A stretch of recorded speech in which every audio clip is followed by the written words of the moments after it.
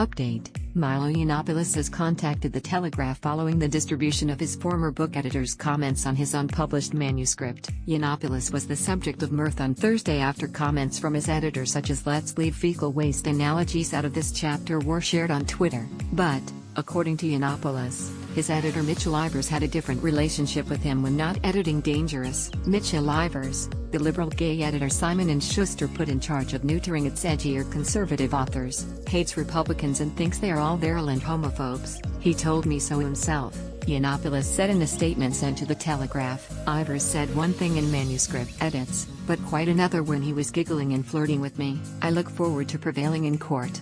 Milo Yiannopoulis's autobiography, Dangerous, has had a turbulent existence despite never reaching its intended publication date. The book was announced just over a year ago, and within 24 hours reached the top of Amazon's bestsellers chart on pre-sales alone. However, by February, the controversialist's publisher, Simon & Schuster, who had reportedly paid Yiannopoulis a $250,000 advance for the memoir, dropped the publication of Dangerous. Yiannopoulis submitted a lawsuit against the company for breach of contract.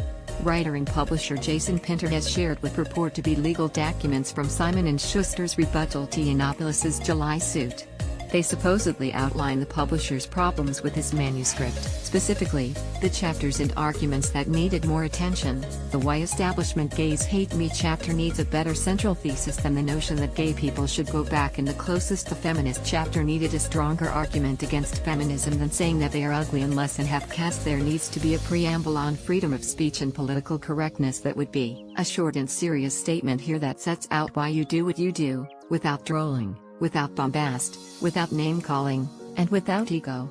Other comments and pointers include: avoid gratuitous insults, unclear, unfunny, delete this entire paragraph is just repeating fake news. Major point: you will have to address the charge of racism clearly and with greater depth. This section feels phenomenally petty. This whole section has to go. Too much ego. This entire argument is ridiculous. This doesn't make sense or pass intellectual muster. This section of Simon & Schuster's rebuttal to Milo's lawsuit over Dangerous. pic.twitter.com/px4f.